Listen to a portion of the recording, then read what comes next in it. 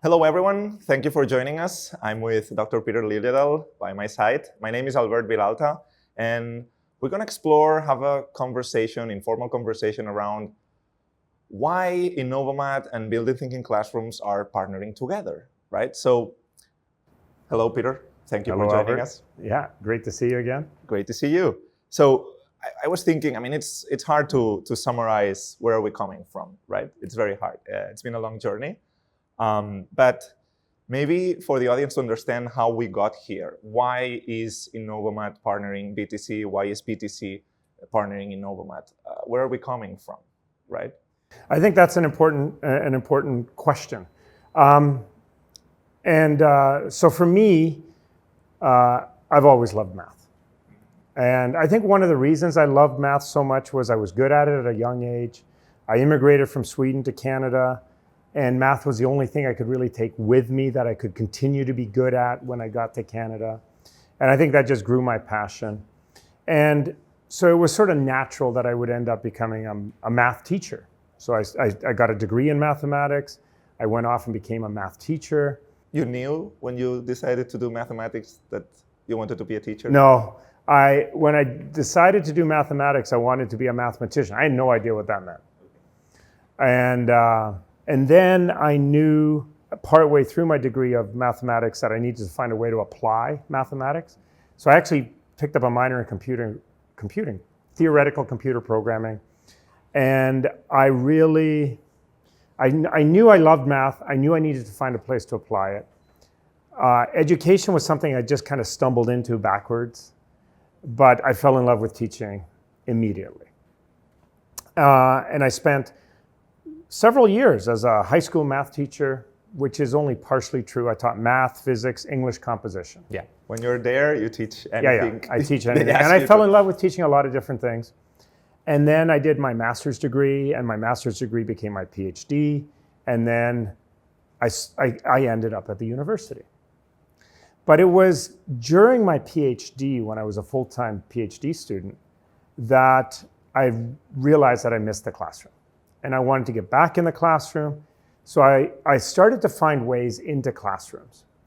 And there's a long, drawn-out story around this. But ultimately what happened was I kind of had the privilege of spending time in classrooms where I was not responsible for the teaching. So you can observe. I could observe. Yeah. And I could observe from a very important vantage point. I could observe from behind the students, which meant I got to see how students lived the experience of the math classroom.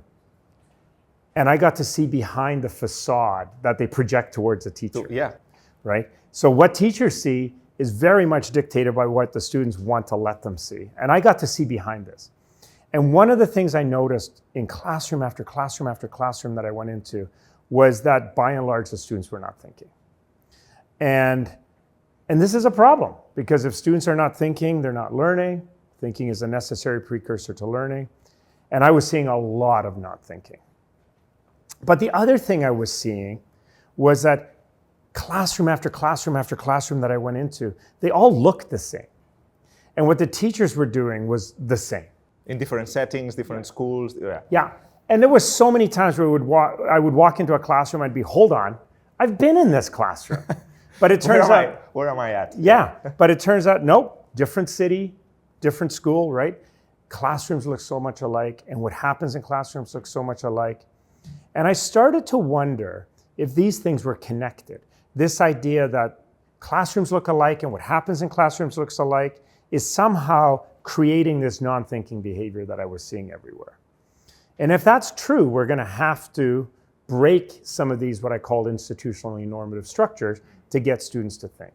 And that turned out to become a research project for me.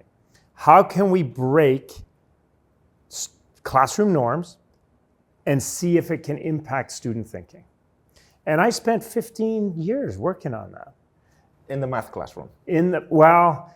I was working in math classrooms, but I worked with over 400 teachers who were working on it in their math classroom, but also, like as a teacher, if you find something that works in your math classroom and you're also teaching language arts, you're using it in language arts, and so on and so forth. And what emerged out of that was a collection of 14 practices that any teacher can pick up and use to transform their classroom into a thinking classroom, that they can get more students thinking and they can get them thinking for longer.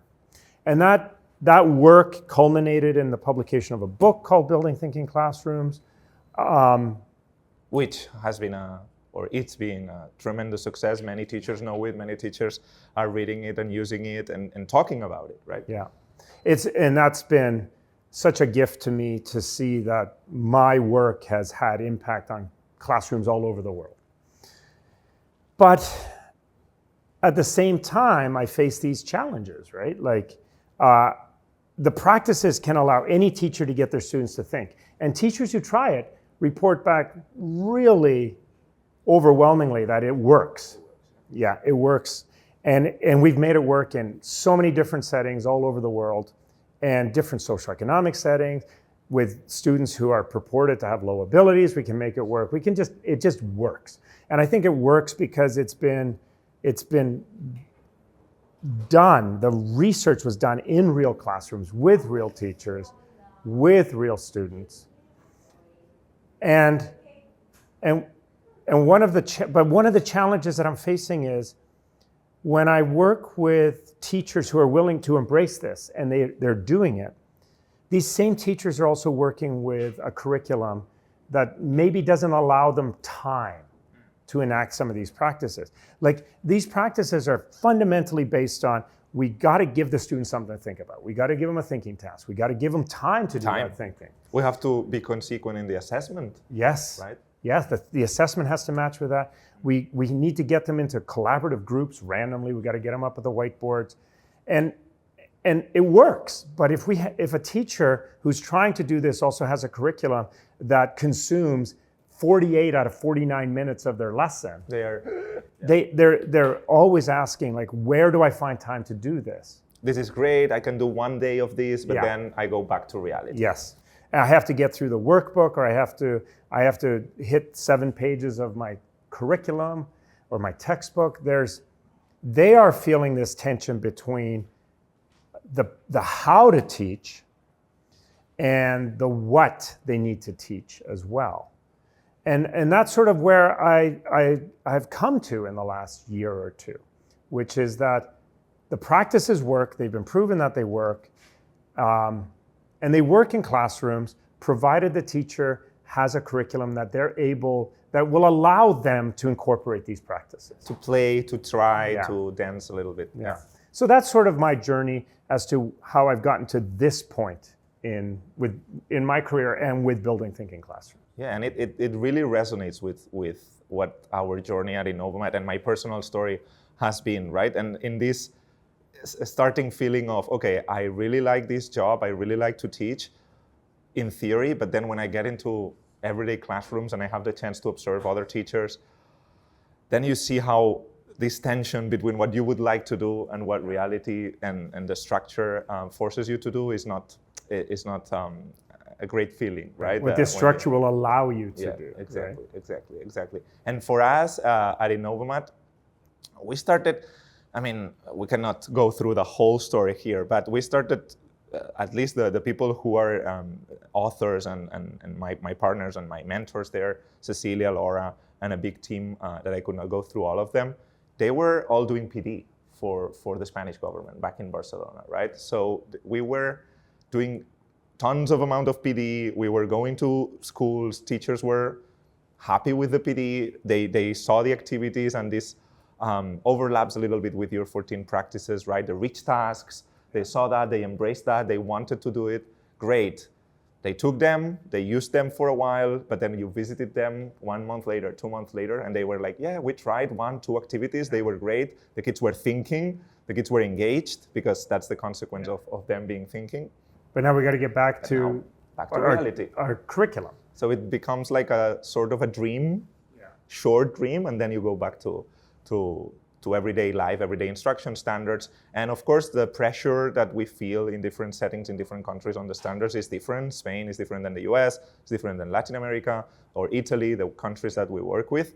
But at the end, the teachers all face these constraints, right? And I think this is true there's been so many advancements in math education in the last 35, 40 years, but I think they've all encountered this tension. Exactly. The tension between the ideals of teaching and the realities of curriculum. And it's the tension also between what researchers and publish, and then, okay, this is great on paper, you tried it with a few kids and I see it works for them in that setting, but then everyday instruction is hard. So that's when we decide to open the door to, and we like to say that our curriculum, Innovamat's curriculum, is the consequence, right? It's a consequence of a need that we had. It's like, okay, how do we make this research and these practices that we as teachers are applying to our classrooms into an everyday program that teachers can go from September to June and go day by day, applying these rich tasks, knowing what they're doing, assessing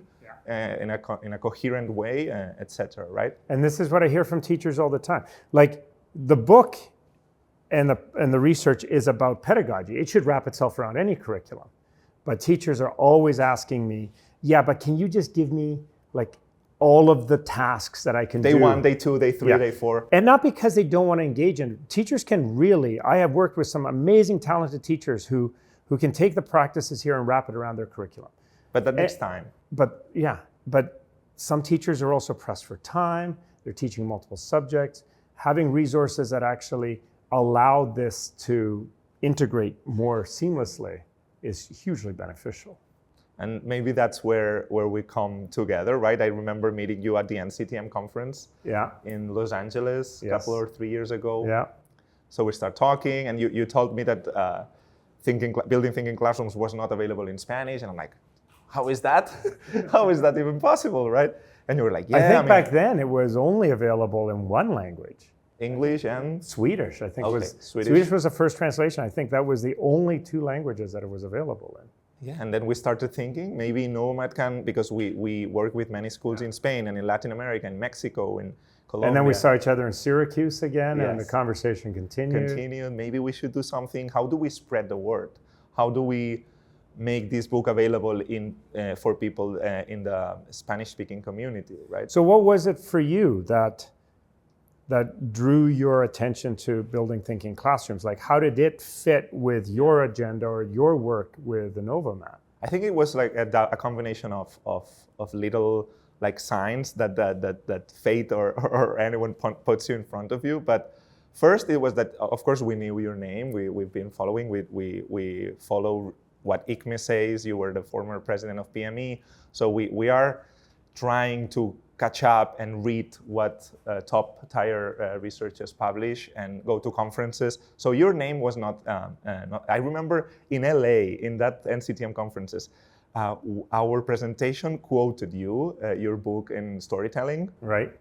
So your name was not unfamiliar, right? But then we start working in Innovamat. 2.5 years ago, we arrived to the US. We start in a very naive way at the beginning, trying to see if we could add any value to the American school system. So we start talking with schools and teachers, especially in the East Coast, and some teachers in New Jersey, in Pennsylvania, very far away from each other. All of them say, but do you know Building Thinking Classrooms? Have you heard of this book? And we do a little research. We see your name that matches with what I was saying before. Say, okay, we need to read this. We read it, and we see a big, as you have mentioned many times, a big complement with our ideas, because we don't go that much in our resources, in our teaching guides, in our resources for teachers. We don't go that much into the pedagogy. We leave room for, if you are more of a traditional, so-called traditional teacher, you can apply Innovamat in a more traditional way. If you are a teacher that are really embracing the Building Thinking Classrooms style and environment, you can do it. And we don't force you to follow step 1, steps 2, step 3. So we thought, this is a great match. Yeah. Your curriculum leaves a lot of air. Yeah. It leaves room for the teacher to bring their professional autonomous self to the curriculum. If they want to, yeah. Yeah. Well, yeah. It leaves room for them to be an agent in the classroom, as opposed to do this, do this, do this. Yeah, exactly. So it's not only freeing, but it also leaves opportunity for people to incorporate pedagogies that they acquire. Whether it's Building Thinking Classrooms or other ideas that they've acquired, it gives them that opportunity to have the resource that is mapped to the curriculum and to wrap their pedagogy around it. Yeah, and I think teachers that are using Innovamat in the US or anywhere else, if they read the book, if they read Building Thinking Classrooms, they will see a lot of ideas that match, and another set of ideas that are not even mentioned in our resources, in our teaching guides. So they can say, okay, maybe I will try for instance, the most obvious one when you see a BTC from the outside, a Building Thinking Classroom, is probably the vertical surfaces and what you were saying just before, breaking the norms, the institutional norms of a school, and have the kids standing up, go to your vertical surface. Maybe just probably most of the audience knows the book and have read the book. And if you are Spanish speaking, you now don't have an excuse. It's available in Spanish. I had the chance to work on the prologue with my colleagues, Laura and Cecilia. So when you go there, when you see Building Thinking Classroom from the outside, you see these kids standing up. Do you mind, maybe for some people that still did not read the book, what would be a summary of these practices? I mean, we don't need to go through the 14 of them. No. But if you go into if you happen to walk into a thinking classroom, exactly. What do I see? Let's say you walk in 10 minutes into the lesson.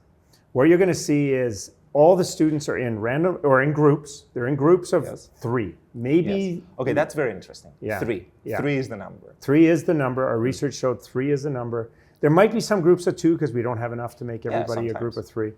But 2 is a discussion. I remember hearing you saying that in a conference. 2 is a discussion. 4 is a party. So 3 is a collaboration. And they'll be working intently on a particular task.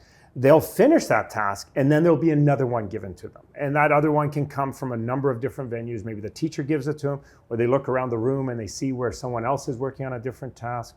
If they get stuck, they'll have deep conversations with each other. They may interact with a group close to them to get some ideas, and that interaction may be passive or active.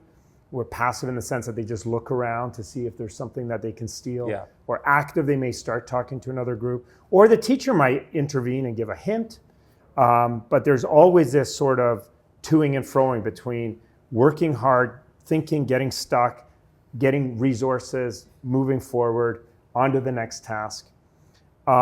If you happen to be there at the beginning of the lesson, you would realize that these groups of 3 are randomly created. If you happen to be there prior to the lesson starting, you'll notice that the teacher has thought carefully about which tasks they're going to use and how to launch that task. Then they will launch it with the students standing on their feet in a huddle around the teacher. The launch will take less than 5 minutes. Orally, right? Yeah. Talking to them. As much as possible. Then the kids are out and working. The teachers work in the room. And then the last third of the lesson is dedicated to closing it, to bringing all of these ideas that the students have been working on together, reifying them, sort of synthesizing them, helping the students organize, structure, and formalize these ideas. And then the lesson ends. And that sort of encapsulates what a thinking classroom looks like and what the role of the teacher and the role of the students. They're thinking, they're working hard. It's very student-centered. The teacher is busy 100% of the time, but very little from the front of the room.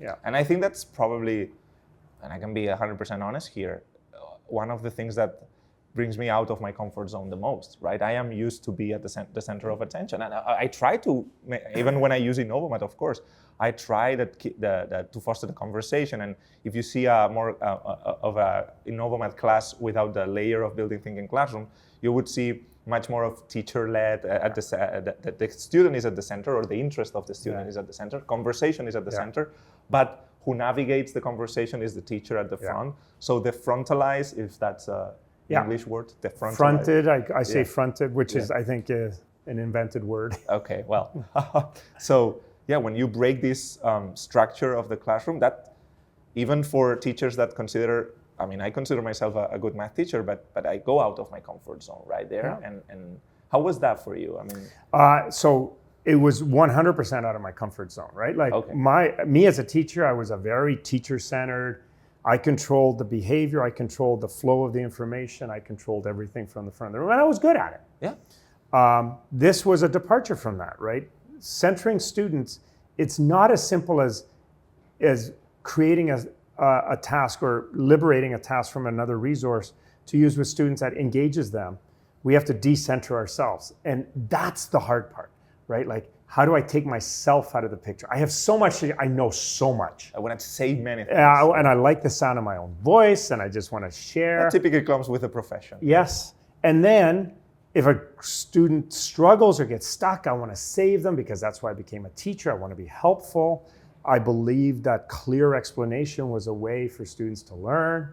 And it's true, that's how I learned, but it's true for a minority of students. And we have the survival bias many times as teachers. Right? Yes. We think that what worked for us works for them. I'm an engineer. Oh, what worked for me works for everyone. Yeah. Guess what? No. So it was, and I still struggle with this. I'm in classrooms all the time. In the last 2 years, I've done over 200 lessons, K to 12. And the hardest thing for me is still leaving students to struggle when I see they're struggling, not answering their questions when they're asking the question, and developing techniques to sort of protect them from me is become important, but it's incredibly rewarding. One of the things I say is that at the end of the lesson, I want my students to walk out of the classroom having learned something without there being footprints of teaching. Yeah, like if it happened magically. Yeah. Right? So from their perspective, they figured all this out. They've got it all sorted in their mind. But I was orchestrating it all. But I was orchestrating it in a way that let them believe and feel their agency and their control and their curiosity coming to the fore. Yeah. And would you say that as a teacher, our own preset ideas, beliefs are the biggest challenge that we have in order to make a building thinking classroom or build?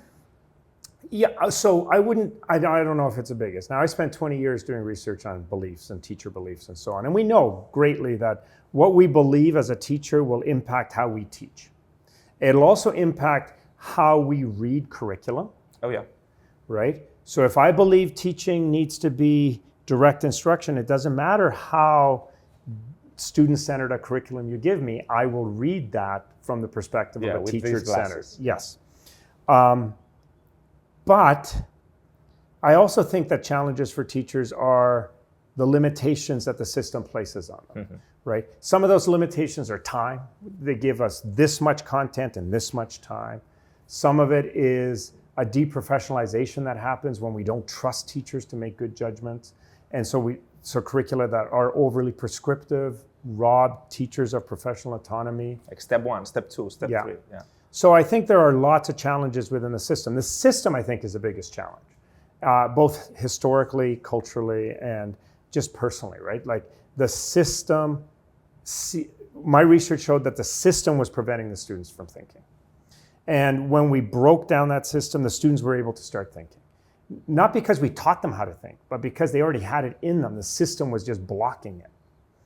And so I think the delicate balance of teaching is, how do I disrupt a system that has existed for 170 years so that I can get students to think, so I can get them to learn, while at the same time having to work within the system and with the system, because there are non-negotiables, right? Like, I'm given 200 days a year. It's the world that we live in. Yeah, the bell is going to ring at this time, and my students have to write this exam on this day. You cannot fight that, right? Yeah. It doesn't matter what you do in your classroom. 1 to 3 times a year, you have to dock with the mothership, and you have to do what the system demands, right? So I think those are barriers, and finding ways to operate within the system while still disrupting the system is key here. And also performing good within the system. So this is not making you, or using Innovamat or following the ideas in BTC does not make you an outsider, right? No. An outsider of the system. If you really embrace what we try to bring to the classroom, you really can perform better and understand better math and have better foundations for the future, etc. Right? And ironically, when we implement things like building thinking classrooms, incorporate Innovamat, we are achieving more than the system demands of us. Oh yeah, it's going beyond. Yes, students are developing competencies that are going to transfer into real life skills. They're developing perseverance, collaboration, the willingness to try and fail. They're developing these things that are going to allow them to be successful. What the system tends to value is a very narrow slice of that, like their ability to factor a quadratic or add 2-digit numbers or divide by a decimal. Like those are the things that the system tends to value. And together we can achieve way more than that, but we will also achieve that. It's not a trade-off. No, it's not this or that. It's thinking as a way to learn these concepts and to be able to perform well on them. So one of the things I really like about the Innovamat curriculum is that it allows teachers to get through the content that they're required to teach, while at the same time leaving room for them to bring pedagogies like building thinking classrooms into their classroom and to wrap it around the content that they're teaching. But for those people who are watching who maybe know something about building thinking classrooms but don't know enough about Innovamat, what is it about Innovamat that actually makes this possible? I think that since we were born from teachers to teachers, right, we have been very aware from the very beginning of what are the challenges that teachers face. And especially, I would say in the US, the teaching guides are this thick and hard to really address, and the time is a constraint. And so from the very beginning, and actually my PhD is focused in teaching guides. So from the very beginning, we wanted to design teaching guides that were short, to the point, and empowering teachers. We're trying to make students think and understand. We cannot do that without teachers thinking and understanding. Right. So we need to, not to just tell them what to do, but to convince them that this is one of the best ways to do it. So then they can embrace it and do it their own way. You watch me doing a lesson, and you would not see me following step by step what the guide says. It's a guide. It's precisely for that, right? To just understand and then follow. So when we write the guides, and of course there's always room for improvement, but we try to explain why we're doing things to the teacher, why we're going there, where we're coming from. Why you're doing things mathematically and pedagogically? More mathematically, I would say. And we open the door to some tips on the pedagogical side, right? So probably now you want to do small groups. Probably now you want to have a whole class conversation.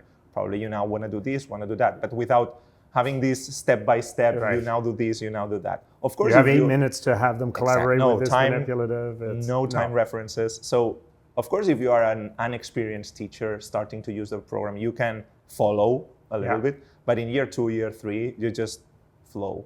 And many teachers say to us in our everyday visit to the classrooms in 10 different countries, what we love is that we are getting better and better as we use the program and as we go through your and better in specific and generic ways, right? Like the next time I teach this lesson is going to be so much better than this time.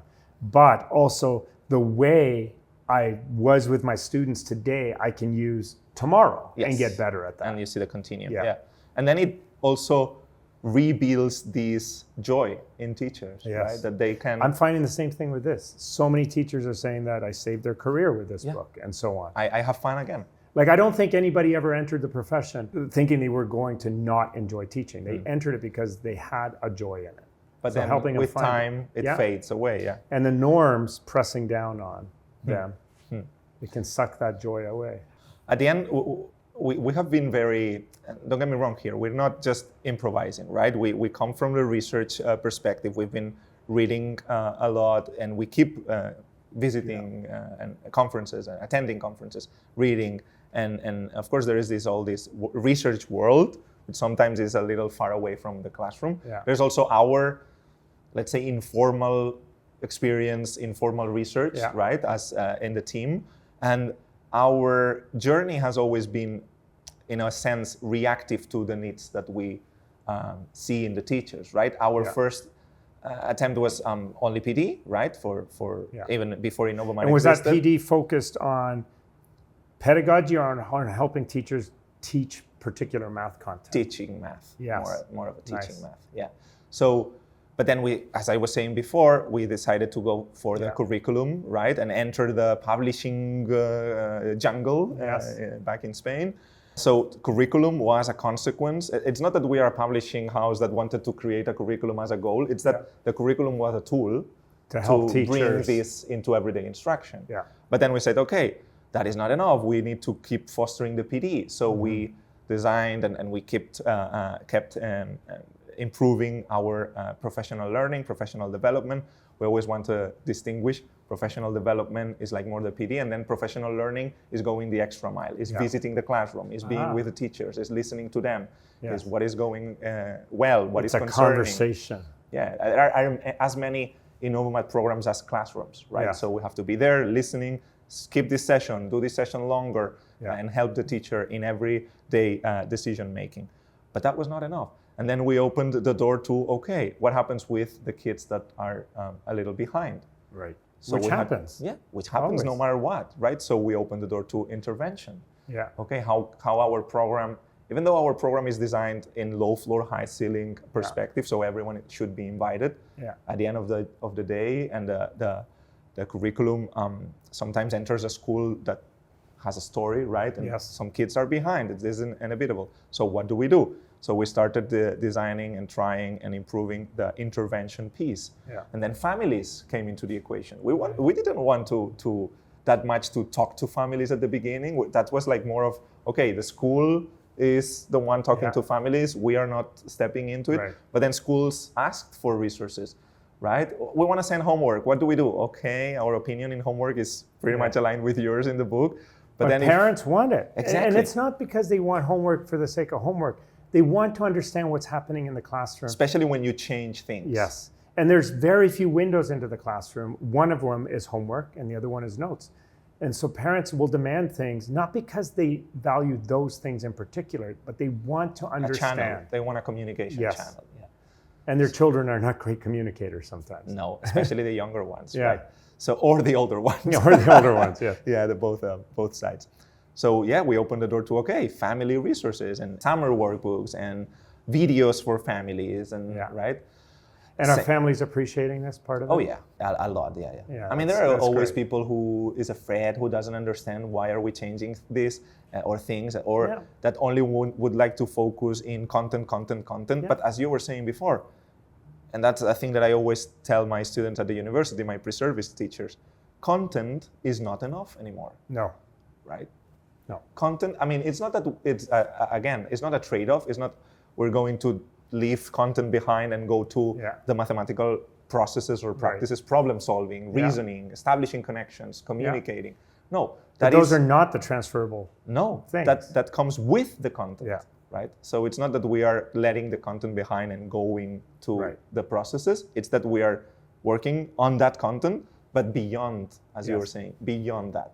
What do we do with this, right? It's not enough to follow an algorithm. How does a content become a context through which we can broaden the mathematical experiences of students, but also develop skills that allow them to be successful in future years, not just in math, but in other things as well? Yeah.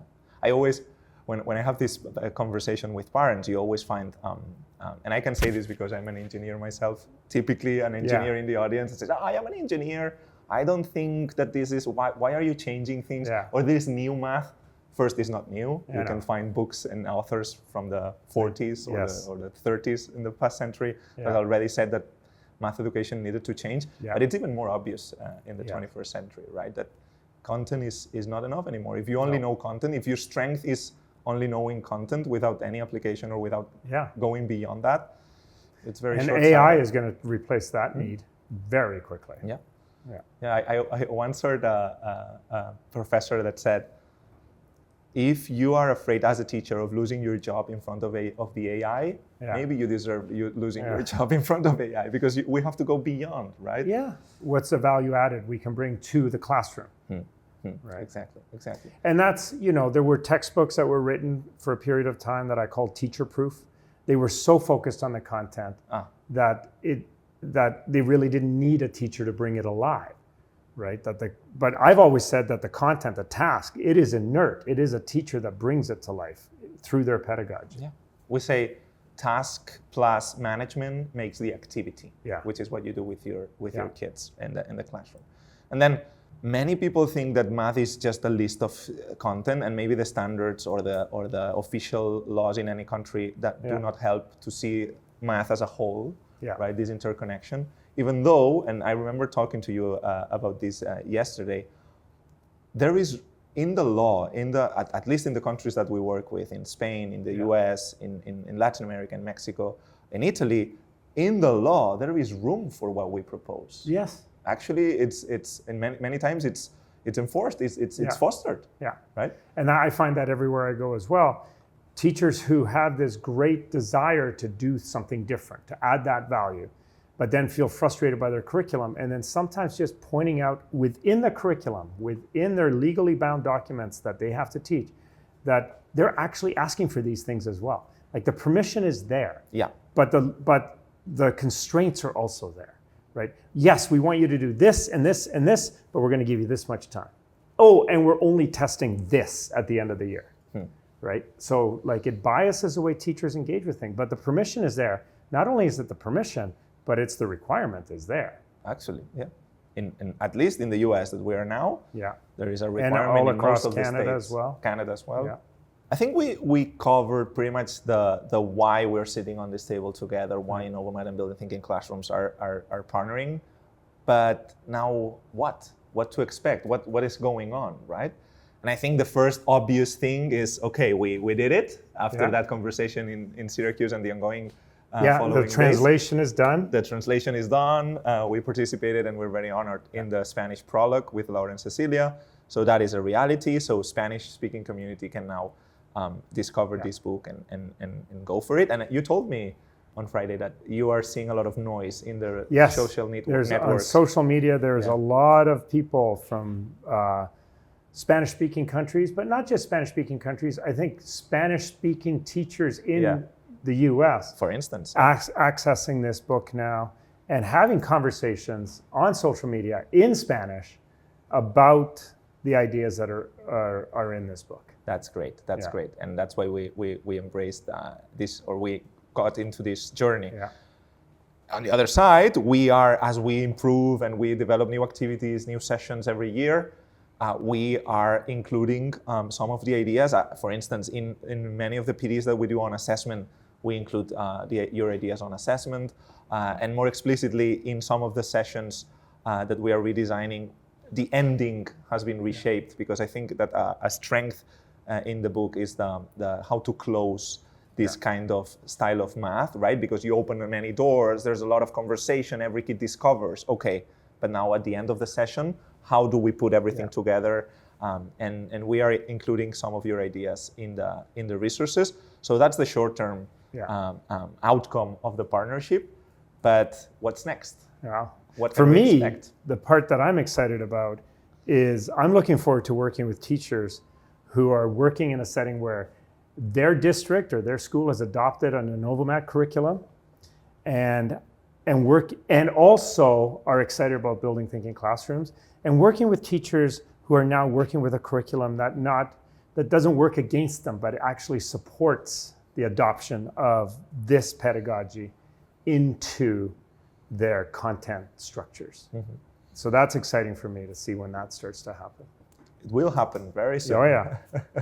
Yeah, so I think that when we open that door, we also will see other potential opportunities for more and more ideas. For instance, we didn't open this door, and maybe today we don't have the time, but research-wise, right? Yes. And I wanted to, before we finish, I wanted you to at least give me some snippets on what is going on Peter Liljedahl's head now. I mean, what are you researching? Where am I you cannot stop. I know. So for the last few years, I've been really working on what you talked about, that closing of the lesson. Because we were, as you said, we open many doors. When we get students thinking and exploring, we open a lot of doors. It's messy. It is messy. And then if the bell rings and they walk out with all these doors open, things just float away.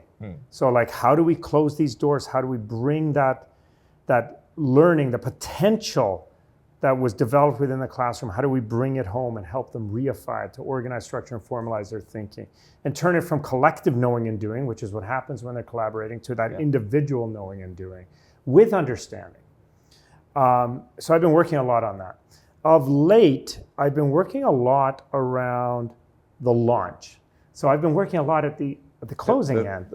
But what is it that makes an effective launch? Depending on what you're teaching today, do I need to review something? Do I need to bring an interesting context in? What's the role of story? How do I launch and still try to meet that 5-minute limit that we found in our research, that we got to get those students thinking within 5 minutes.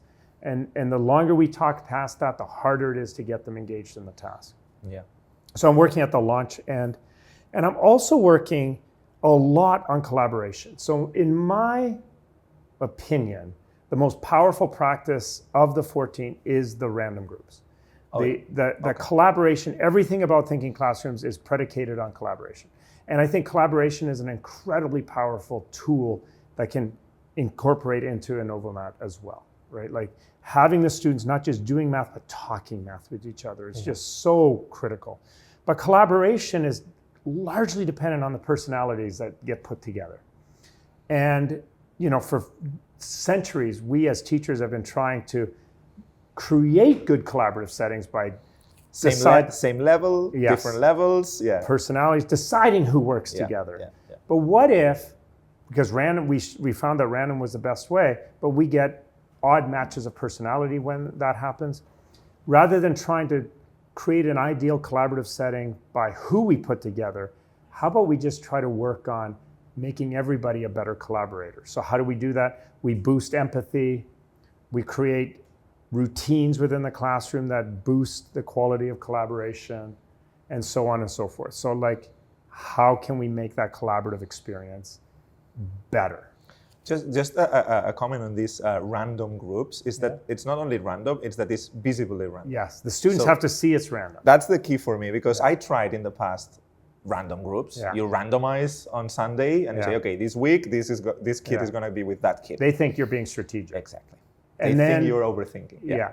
And then they don't give themselves to it in the same way. So the really key transformative practice here is, okay, kids, we're gonna randomize this, so they cannot blame you. No, it's randomness. So that's sort of where I'm working these days, and of course, always with the intersection between the thinking and the activity that they're going to think about, right? If we want students to think, we have to give them something to think about. And that is a non-negotiable. It's not enough, but it is a necessary but far from sufficient condition. And that's part of the excitement here too, is that how do we think about this pedagogy and how it wraps around the content, the tasks, the activities that Innovamat's bringing to the table. And that's the door that the Green Book opens, right? Yes. Which is the natural continuation of this one. But the Green Book has 50 activities in it. That's not, and that's for kindergarten to grade 5. That's not enough for any one teacher to cover a whole year's worth of content. I think what both Innovamat and Building Thinking Classroom do together is that they try to reprofessionalize the teacher. It's trying to create pedagogies and access to content and ways to think about how they teach content so that they can start making these decisions for themselves. Empowering them. Making them and regain joy, as we were saying before. So we have a good cocktail there. If they are empowered and they have this willingness to change things and to try. Because something that sometimes, or some readers of the book, at least in the first read of the book, experience is an overwhelming feeling of, okay, I have to change everything overnight, right? And you keep saying in the book, little by little, just start with a few practices, right? So that's where the combination of a program that keeps you moving on, right? And that you know it guarantees, okay, we're gonna target the standards, we're gonna be there, just move on. And liberates that space in your head because you know it's covered. And then you can have fun, right? You can take the book and say, okay, I'm gonna try practice 1 and 2 this week and see what happens. So the curriculum becomes this golden thread. It's almost like your time marker. It's going to move from day 1 to day 200. It is that thread that we're going to follow. And then we have that work where we're working on our pedagogy, our practices, getting students to think, now thinking about assessment. But that metronome of curriculum just keeps moving forward and allows us to bring more and more pedagogy to it.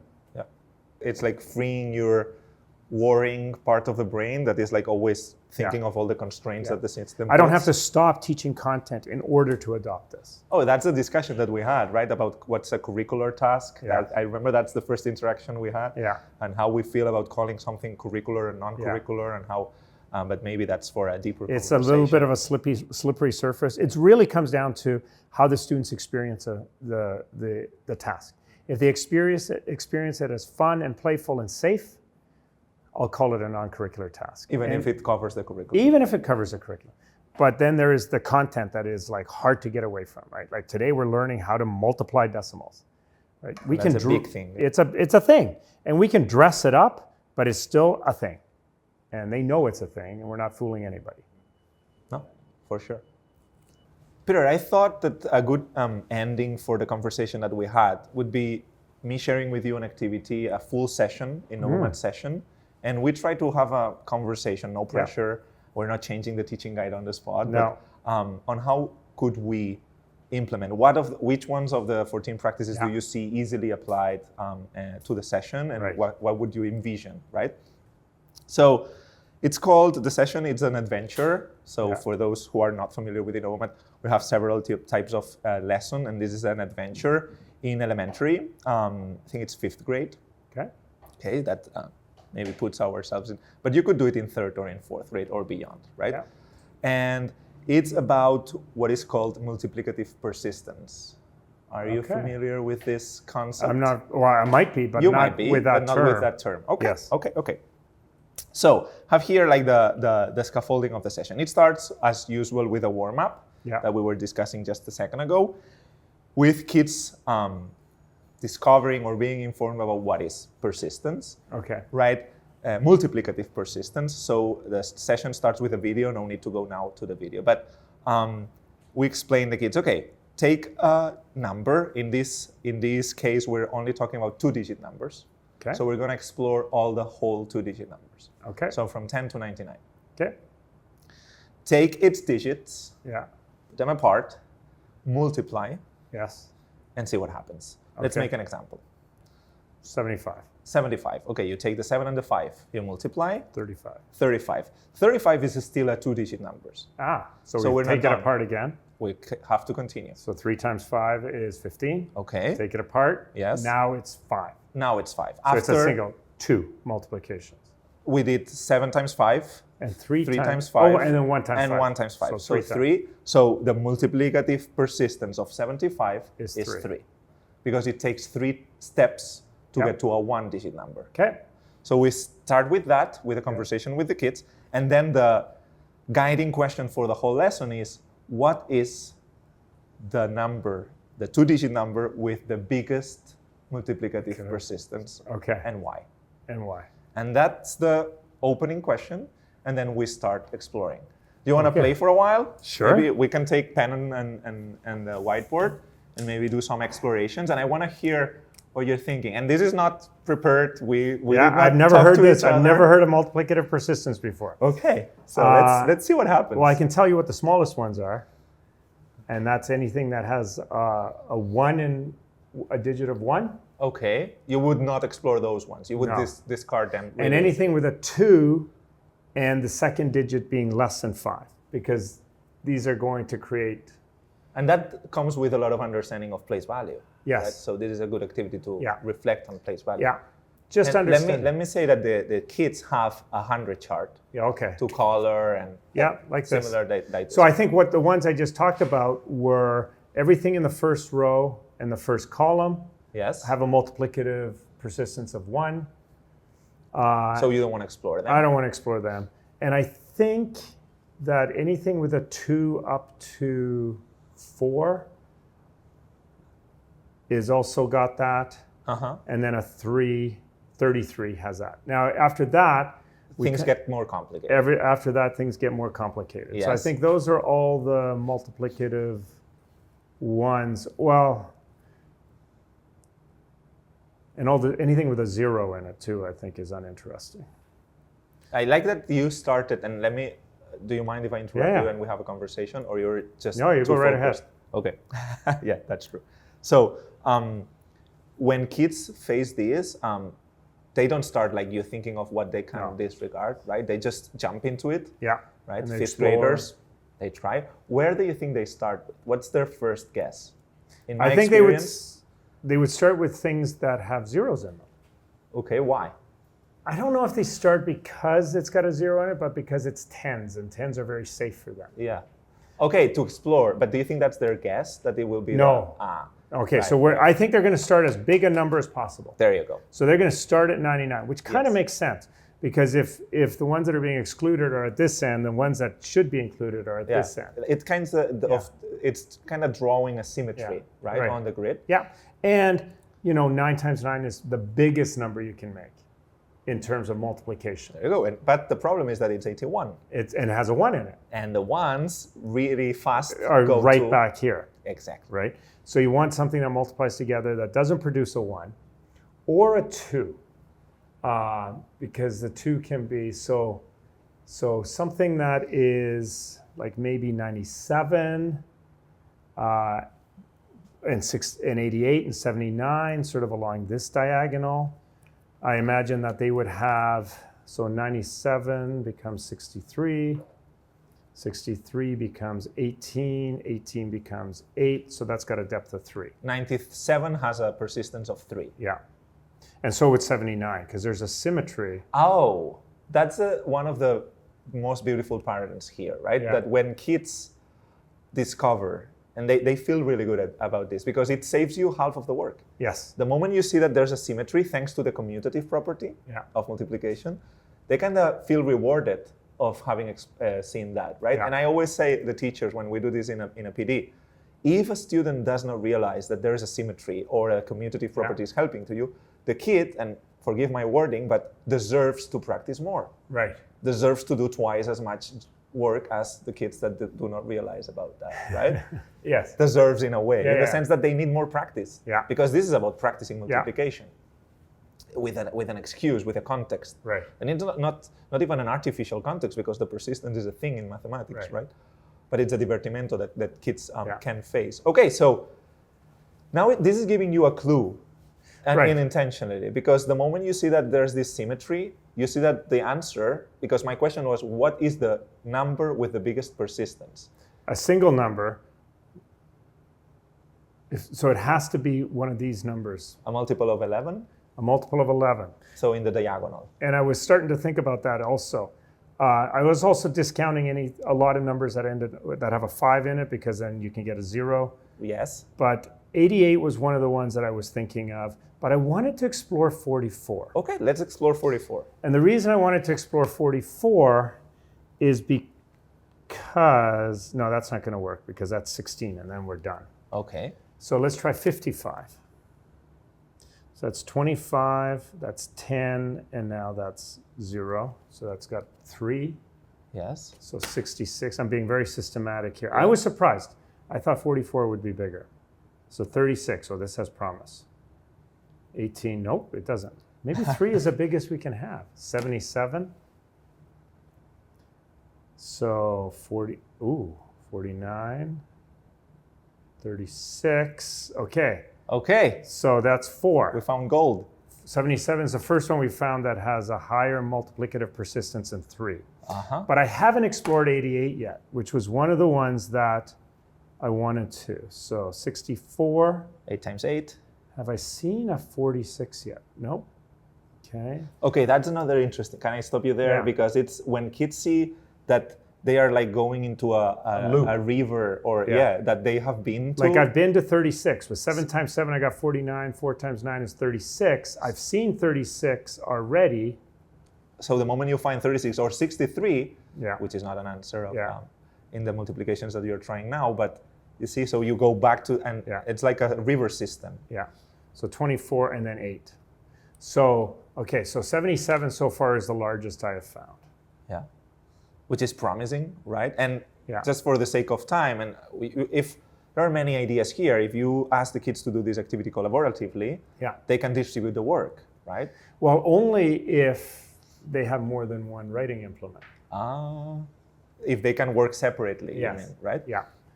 Or or they can collaborate together Yeah. and move around the pen, Yeah. as you suggest in the practices. But this is a beautiful example of what John Mason would call the difference between specializing and generalizing. Uh-huh. So specializing is this idea that I'm just going to pick numbers at random, just try a few things until I start to understand how this problem behaves. And then I start to realize that, ones end things very quickly. So do zeros. And then I start to recognize that. And then that leads me on this path towards generalization. I may also, through the specializing, start to realize that 54 and 45 have the same multiplicative persistence. And then That saves you half the work. And then it saves me half the work. I can get systematic. If I have access to a hundreds chart, I can start blocking things off. And coloring it. Yeah. Probably we can see it here, how the shades and the colors. If you have a legend, is that the word in English? A legend with the colors. Yeah. You color it, and it's and in that legend we used to make this mistake, right? The first time we had, because now I can't spoil it. Yeah, but hold on, before you spoil it. Okay. One of the things that I'm curious about, because the question you asked was very specifically focused on the highest. Yeah. But I think there's so much richness in here You about, could ask many more questions. like, I wonder how the diagonals play out here. So the diagonals that are 90 degrees to the diagonal that you were... Yeah, so diagonals that are, for example, 29, 38, 47, 56, like what's happening along that diagonal? If it has some relationship. Or this diagonal, like 25, 36, 47, do they have some relationship to each other? Or the columns and the rows, Yeah, right? or the sum of the digits, which has to do with those diagonals as well. Yeah. So the legend at the beginning, the first time we did this activity, we made this mistake. It said up to 4, right? So a kid once in a classroom started randomly at 77. Yeah. And it was persistence 4, I'm done. Done. A stop thinking question, Yeah. right? As you call them. Yeah. So we thought, okay, this is a spoiler. Yeah. And instead of that, now we have persistence 5 as an option. But it's not a thing reality. in the Okay. at least with 2-digit numbers. Right. But that's not the end of the activity. And can you envision how this goes for like 30 minutes, right? So so we can ask other questions, like looking for patterns among the depth, the persistence of 3 or 2 or 1, or shade in the ones that are 0. Are there any that are 0? What happens if we go to a 3-digit number? And I recommend teachers that go up to 199 rather than going to 990. All 3-digit numbers. Because then it's too much of a task. Yeah. And so the patterns are very interesting, but that's not the end of the activity. The wrap-up of the activity is asking them, okay, now that you see all the colors here, what is more likely? If you choose a random 2-digit number, what is more likely to get as a persistence? Right. So now we're getting into probability. Into probability, into frequency, and statistics. Yeah. And that's an excuse that we create just for the kids to draw a bar graph. Because what happens here is that when you see the hundreds chart, as the audience is seeing here, right? Or I don't know where it's printed, but when you see the 100 chart colored, there is almost a tie. So with your eye, you cannot tell what is more likely. Right, 3 or 2. Yes, 2 or 2. It's two persistence 2 and 3. 2 and 3, yeah. Yes. So you cannot tell which one is more likely. So you have to actually do some analysis. Exactly. And create that bar But graph. then the moment you have a bar graph, kids see the purpose of having a bar graph, which is answering questions faster because you organize the information. Right. But that's the whole purpose of organizing information, is so that you can answer questions. There you go. So instead of going and say, kids, today we're going to learn what is a bar graph, blah, blah, blah. No, we're creating a scenario, and it's not what did you have for breakfast. It's the very numeric mathematical activity. But then we ask, what is more likely, what's more frequent? And then you have the excuse. And that's, if you have time, sometimes the activity finishes without the statistics question. But if you have time, it's a good wrap up, right, for the task. So now this is the Innovamat task. Yes. Any common question you want to make, or we can add this layer of building thinking classrooms. So and how what would challenges do you see? So how would I add this into a building thinking classroom lesson? So if I was to do this lesson, I love this lesson actually. Maybe I can find a way to do it this week. I would love to hear from you how it works. So this is how, at first blush, this is how I would do it. So first of all, I would gather the students. It always starts with gathering the students on their feet at a whiteboard. That's the launch. Yeah, that's the launch. And I would ask them to give me a 2-digit number. Okay. And then I would take them through a computation, and then I would ask them to give me another 2-digit number. What do you mean by going through a computation? I would do the example, yeah, right? the example. So you would take the digits and then I would say, okay, so this has a multiplicative persistence of 3. This one has 2. And if the students didn't offer me something that created variance, I would kind of go to this, what I call choral response. So everyone call out a 2-digit number at once, and then I go, oh, 11, let's take that one, right? Because So if you all they're giving wisely me is choose, 3s, I want to pick something that gives me a 1. And I go, they don't all have the same multiplicative persistence. And then I would probably ask the question in a more open format, but I could even, let's do it in 2 scenarios. Yeah. One is, I wonder which number has the largest multiplicative persistence. And then here's your cards, off you go. And then they would have to go off and start exploring. Go to a vertical surface with their group. And then they would start exploring, but only one marker. Okay, yeah. So they would start doing different things. And if I could also ask it as a more open-ended question, which could be to say, I wonder which numbers have which multiplicative persistence. Mm-hmm. Like to classify them. Yes, classify them, see if you can spot some patterns. Now, one of the things that happens when we have students working on a vertical whiteboard that is kind of challenging is that it's very erasable. So most students will do the work and kind of preserve it, like chaotically so, that the whole board is covered in ink. Others will do a calculation and then erase it. Yeah. And then they'll write 26 equals this, and then they'll do the next one, and then they'll erase. And part of this is, if they do that, they're not going to see these, as you call them, rivers, or I call them loops or whatever, they're not going to see that, oh, now I'm into this one over here. And me as a teacher, I'm not going to have the opportunity to be able to intervene and do that, but say, hey, have you seen this number anywhere else already? Right? So one of the ways to preserve that is to either encourage them to not erase until they completely run out of room, or to have them grid their board so that they work in different grids for different numbers. Doesn't have to be any order to it, but just as a way of preserving. And then off we go. And now a typical thinking classroom lesson is up and running. The kids are working at the boards, I'm working the room, I'm giving hints and extensions as necessary, probing questions. I'm trying to mobilize the knowledge that's in the room. Hey, group 3 had noticed something really interesting. You want to go and check? Yeah, go check with them, because that group, who is maybe some of my students that are really struggling and this is taking a long time, haven't discovered this sort of pattern that the inverse of the numbers are the same. Yeah. And I really need them to save some time because they're taking a long time. So why don't you go ask them about something? And then I would close the lesson by having some sort of a consolidating event. You would put them together? Yeah, we would bring them all together. Now, if there's a group that gets all the way to the end, I'd say, so what's the probability? And they would create the bar graph. And then we could do a gallery walk and point at, what do you think this group is thinking, right? Why do you think they did that? And others will say, they're counting to see how many, and then others may have had this question around frequency as well, but other groups may not have gotten to the bar graph part of it. But it's valuable.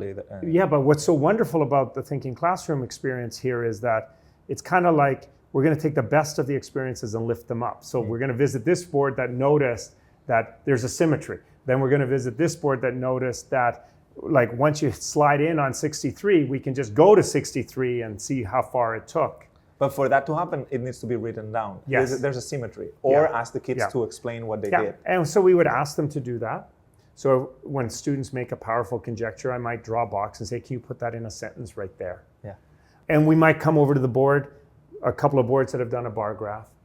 And in doing that, we take the best of the ideas that happen in the room and we lift them up and then give them to every student in the room. Not at the beginning of the lesson, but at the end of the lesson. And now their minds are so open because they've engaged in all this thinking that they can just absorb this. It's like the cameras in a sports event that you choose what do you want to see. Or the metaphor I always use is best ball. There's a way to play golf where you all tee off, but then you all hit from the best ball after that. So everyone always plays the best ball. All the time. So it's very collaborative. It leverages all the time. Though. Yeah, and that's very much what's happening here, which is that we're taking the best of what's happening and going from that point. And that allows you to move faster, right, in a good way. Yeah, but it only works because everybody got to take a swing at it. It doesn't work if it's only one person who hits and then the next person who hits, because then it's a relay and it's not the same thing. We're not having the same experience. And I'm curious about one technical detail, very specific. Would you give them a hundreds chart? So we often do that in thinking classrooms. There's this tension between we want them to go and get a hundreds chart versus we give them a hundreds chart. Now it depends on where you are in your journey in a thinking classroom. Some teachers who are further along want the students to seek that out on their own. Others will want to, if a group is really struggling, will come by and like, this might help. Yeah, okay. And they'll Like put up a scaffold, 100 chart. Yeah, and it all depends, right? So if I'm early in my journey, I may want them to have that available to them to begin with. Others, we want them to want to ask for it. We want it to be a solution to their problem. Yeah. But very much depends on a lot of variables. But it's good to have the option, right? Some teachers I work with they have like a little bag, a clear bag at every whiteboard that has tools in it. Okay. So it's got the eraser and the marker, but it also has a hundreds chart and a multiplication grid, and it has different like calculator. The mathematic classroom toolbox. Yeah. And maybe a rubric on how to collaborate well, and then they access that as necessary. So it's not in their face saying use this. But it's an option? Yeah. Okay. So because there's a huge difference between students recognizing that they need to use a tool and students being told to use a tool. Because ultimately what we want students as mathematical thinkers to do is to recognize when they've hit a wall and then figure out what they need to overcome that, right? There's a huge difference from me saying, you need to go talk to that group versus someone going, we need to go talk to some group, right? And that middle ground, I love it. Actually, before knowing all this, before working with Innovamat, as I was a first, second year teacher, I had a challenge specifically with the calculator. Is it available all the time or it's forbidden? And the middle ground, which it's for actually me was where we want. Exactly, having what I called, and it was not my idea, the calculator corner. Yeah. So if you want to go there and check something, at least I will see that you go there, and it's an active thing. I have to stand up, move there, and check. So I don't find kids checking 1 times 1 in the calculator. Because with a calculator, like any tool, it's not learning when and how to use it. It's learning when and not to use it. Exactly. Yeah. But if you go all the other way around and you forbid it, it's even worse because they have calculators. Everyone has a calculator in their pocket these days, right? And they don't learn that selectivity. When yes, when no. And then you have students in later grades that need a support animal, right? The calculator is a support animal when they are doing math. Yeah. This activity, I love it. The persistence. It's super easy to turn this into but I can also see, as you said earlier, a traditional teacher would look at this and say, okay, this is how I want to use it, right? So this is very open to having pedagogy infused and wrapped around it. And do you envision this in any other grades than 5th grade? Of course. This task? Any grade. Every grade. Every grade beyond yeah. 3rd grade. Yeah. I would use this with grade 10 students as a non-curricular task when I'm first starting building my thinking classroom. Yeah. Like, multiplication is not part of their curriculum. No. Do they need to improve their skills on multiplication? Sure. Yes. But it's fun, it's playful, it's got a low floor, high ceiling. It has a lot of elements to it, and it just becomes a wonderful, wonderful task for being a non-curricular entry into a thinking classroom. Whether it's I'm introducing thinking classrooms or I'm introducing a new practice that I want a safe space in order to try it out on. And bar graphs are not only seen in grade 3, 4, or 5. Oh no. And neither is probability. Right. So we always say, and Laura, one of my mentors and partners at Innovamat and author of the Spanish prologue, she always says that activities are like trees, right? Yeah. So you have the main part, things that you want to do for sure, but then you have to be ready to explore, following your kids' interest, the branches, right? And some days you will explore a few branches, and maybe with another class, another branch, and that's what makes it funnier, right? And if you want to explore independent versus dependent events, like the answer to this idea is different if For example, I'm rolling two 10-sided dice. What happens? Yeah. Yeah, versus you have 10 cards, 0 through 9, and you're going to select one, Yeah. and now you're going to select the other. That's a very different event. And how do the probabilities play out there? So a lot of doors can be opened. Yeah.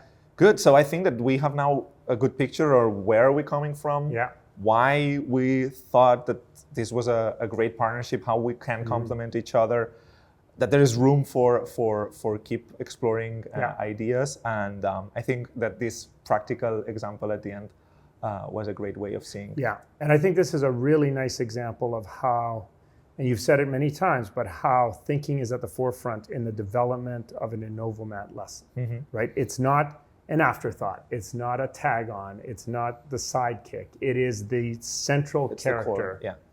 And it is going to drive all the learning that comes around it. Thinking starts at the center, just like with my work, and then the learning is what comes out of that as byproducts. Yeah.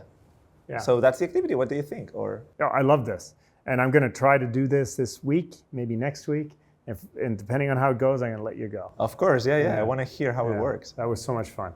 I'm kind of sad that this is over. Yeah, of course. I mean, it's over now, but it's not over, right? The conversation is an ongoing conversation.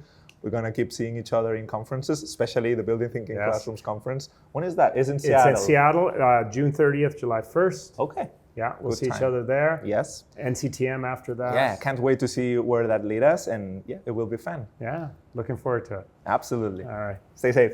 You too. So if you enjoyed this conversation, stay tuned for more and join us for other opportunities where you can learn about how Building Thinking Classrooms can be integrated into Innovamat.